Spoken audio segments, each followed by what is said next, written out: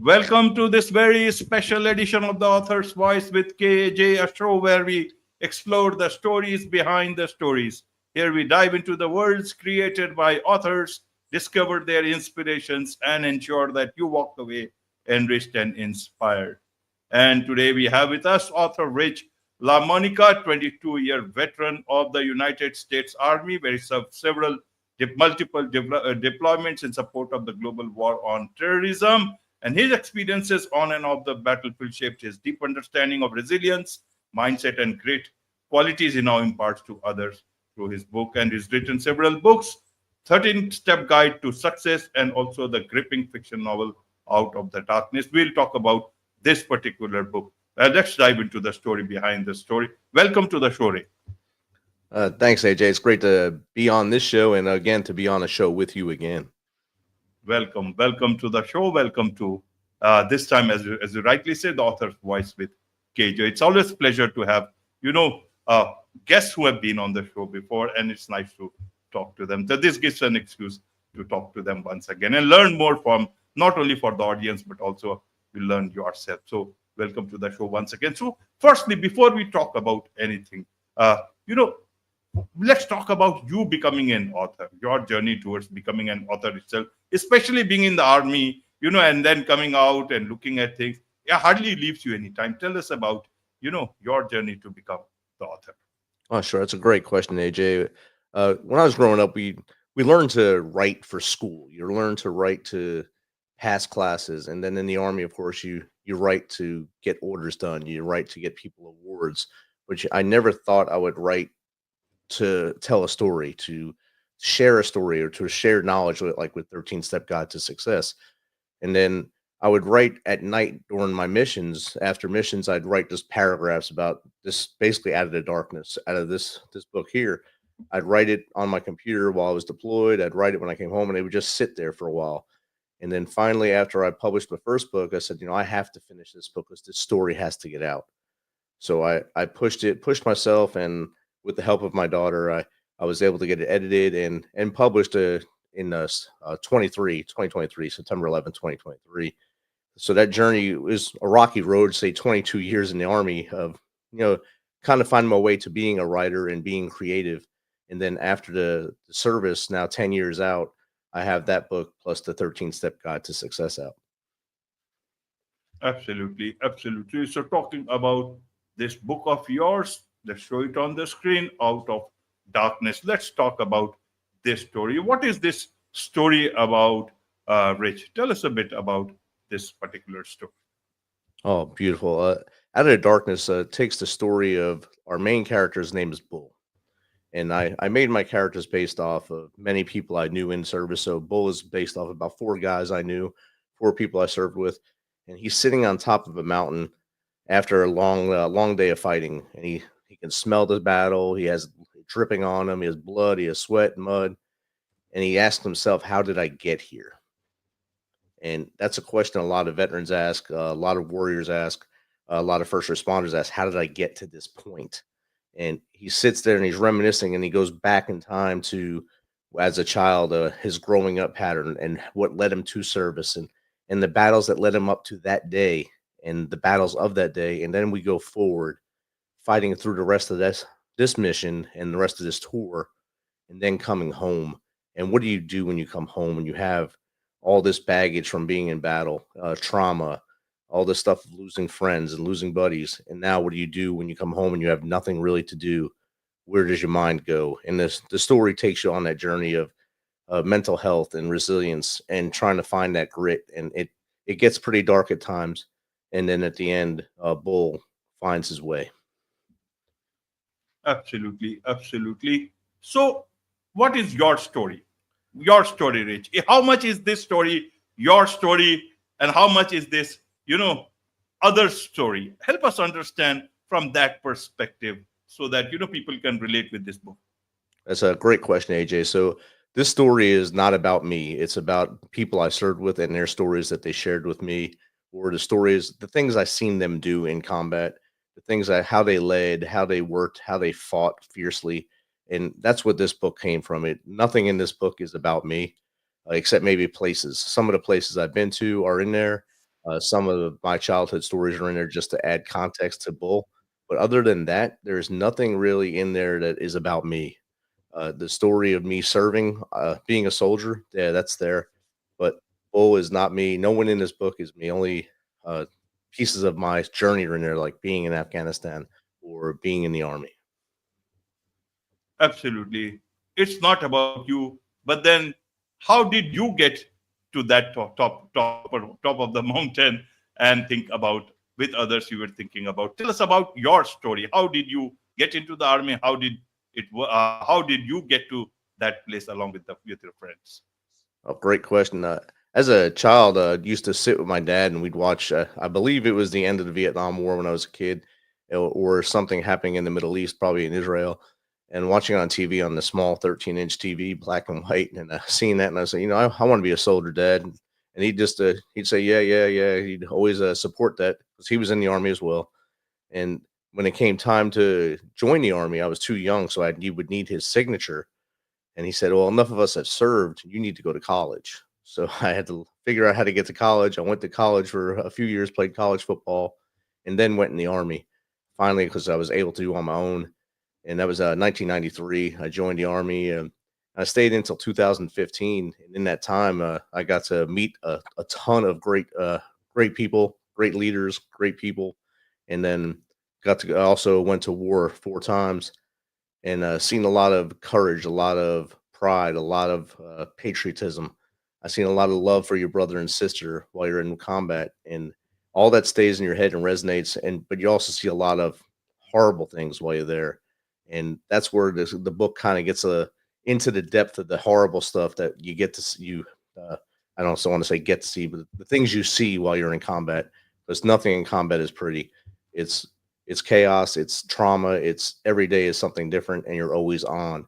And then you have to come home and turn off somehow. And that's how the book kind of rolls. Right. This book, it is not a easy book to write. It reminds you of all the difficult things also that you go through, and to go through all the difficult things while you were looking at the life in your own way. How what was the process? I want to understand how difficult was it to go back to the same emotions, think about them, relive them. uh, it must be a difficult thing, at least from my perspective. I assume you will be able to tell us about those moments of writing, about going back to the same difficult situations and putting them down so that others can understand what was the motivation at that point in time of putting those emotions onto paper. Oh, great question, AJ. So the emotion, it was a roller coaster, I'd like to say, as you put yourself back into kind of that situation and kind of seeing that scene and trying to build that scene, especially when you're writing a fiction novel, you try to build the scene in your head and then write the scene. So I was writing the scene and kind of feeling myself there and thinking about those smells of combat and thinking of the mud on me and the blood on me when I was in combat and thinking that there's funny times, of course, you laugh at a lot of things, but it's not good laughter. It's laughter to get you to breathe again. And that journey of writing this brought that back and that emotional toll. It wasn't as bad as I thought it would be because I was kind of on a better place in my life with my PTSD and my trauma. I had a great doctor that helped me out, and the goal of this book was to help others to see that there is a way out. There is a way out of that darkness, and to come see the light and stay with us. Right. So why this title, Out of the Darkness? What is the darkness in there? Is joining the forces darkness, or is it what you see is darkness, what you live is darkness, or coming out of the forces is a difficult, very dark tunnel for anyone?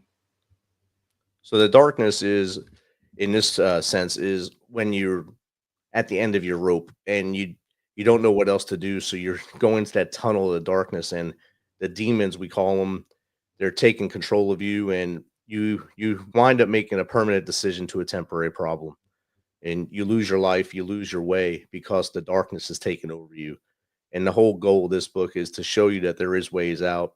You don't have to stay in that darkness. There are ways to get out of that darkness and stay in the light, and people are there for you, and you should reach out to them and don't try to hide that you have issues. looking at the difficulties that veterans face, especially in today's time, with lots of not so good news about veterans, suicide and all that stuff. I want to understand from you, Rich, why does it become so hard for any of these veterans to come back home? Why is it? Home is a very welcoming place.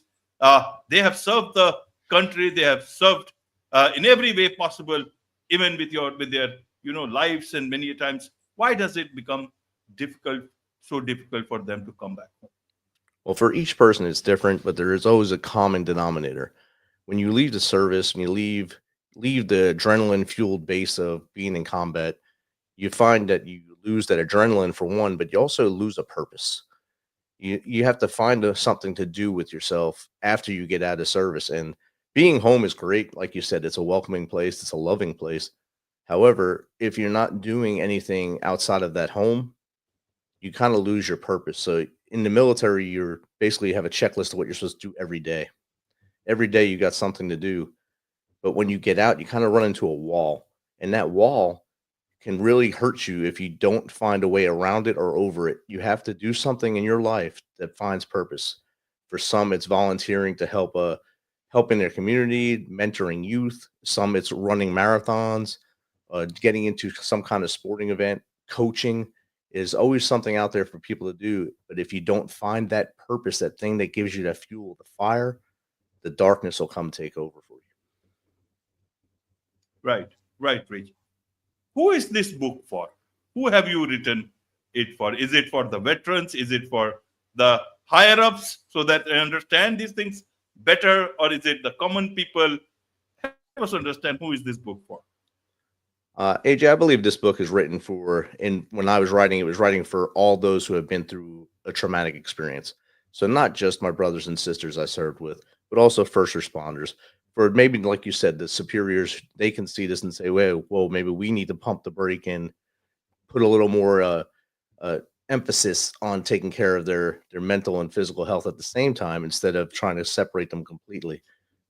Let's work on the total person concept and kind of get everyone on the same sheet, and so we are strong both mentally, physically, spiritually, and socially as we come out of this, and we'll all be good together. So it's aimed at anyone that's been through trauma, but with a military focus. Right, right. What was the most challenging part of writing this book, Rich?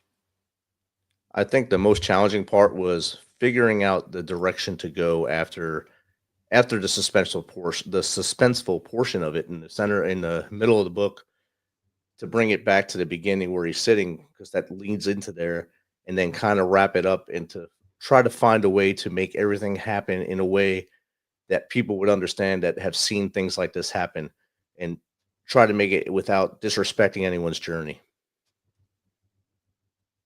Absolutely, absolutely. What about marketing? Means coming from a background like yours, writing a book, you can pour out your emotions, your memory, everything else. But marketing is a totally different thing altogether. And you need to make money, right? Authors need to make money Yes, out sir. of the whatever book they write. How did you market this particular thing when you did not have that much of an understanding about that? Yeah, like you said, marketing is it's a wild game. It's a hard thing to learn. It's a learning curve that I'm still learning.